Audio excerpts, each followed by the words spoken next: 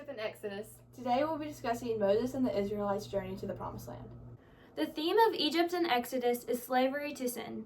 The first thing that we're going to be talking about is Israel enslaved in Egypt 400 years after Joseph.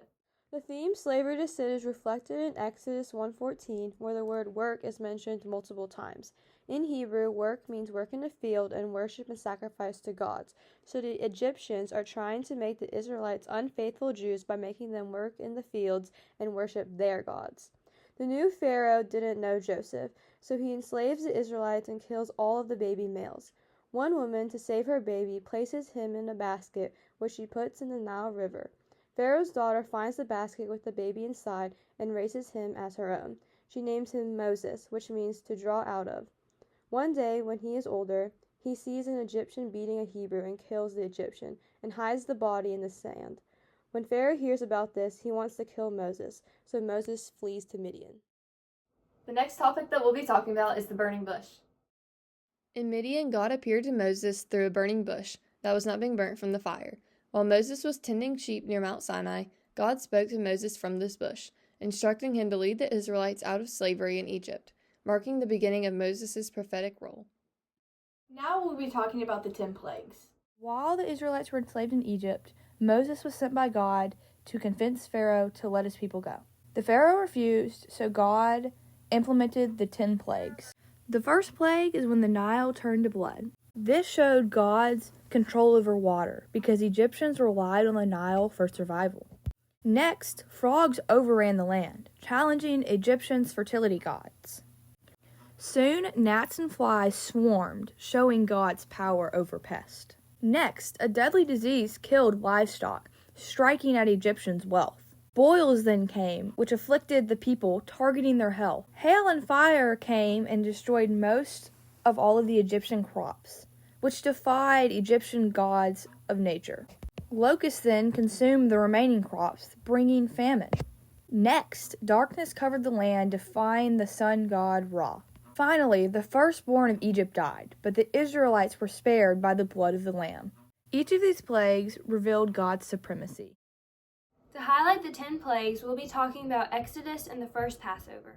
In the Passover story, the final plague that convinced Pharaoh to let the Israelites go was the death of the firstborn, where the angel of death killed the firstborn son in every Egyptian household, while the Israelites were spared by marking their doorframes with lamb's blood, signifying that the plague would pass over their homes.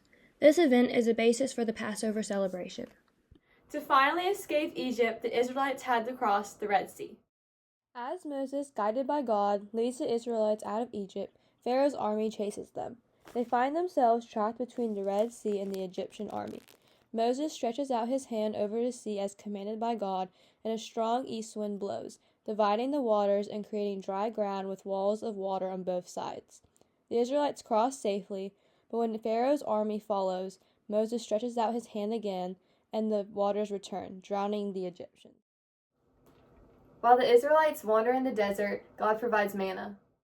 When the Israelites were wandering through the wilderness after leaving Egypt, they were provided with a miraculous food called manna, which appeared as a fine, flaky substance that came like dew on the ground each morning, given by God to sustain them through their journey. On Mount Sinai, God makes the covenant with Moses. The covenant at Mount Sinai was an agreement between God and the Israelites. God promised to be their God and protect them while they agreed to follow his laws. At Mount Sinai, God gave Moses the 10 Commandments, which outlined how they should live in a relationship with him and each other. The covenant was sealed with a sacrifice, and the Israelites promised to obey God's commandments in return for his blessings and guidance to the Promised Land. Shortly after the covenant is made, the Israelites fall into sin again by making a golden calf. In the Bible, the story of the golden calf describes how, while Moses was on Mount Sinai receiving the 10 Commandments, the Israelites, impatient with his absence, asked Aaron to create a god for them to worship.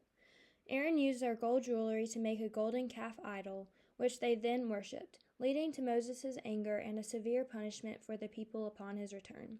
This event is seen as a major act of idolatry and a betrayal of God's covenant with the Israelites, recounted in Exodus 32. Because they stayed loyal to the covenant, the Levites were appointed as priests. After the golden calf idolatry, Moses asked who was on the Lord's side. At this point, the Levites stepped forward. Here, God designates the tribe of Levi to serve as priests and caretakers of the tabernacle. Instead of the firstborn sons of Israel being dedicated to God, the Levites are chosen to assist Aaron and his sons in performing religious duties, maintaining the sanctuary, and leading worship. God instructed the Israelites to make a tabernacle. God commanded the people of Israel to build a tabernacle that would be a sanctuary where the Lord could dwell among his people. The inner room of the tabernacle is the Holy of Holies, which contains the Ark of the Covenant, where the Lord is enthroned upon the cherubim. The tabernacle foreshadows the risen body of Jesus.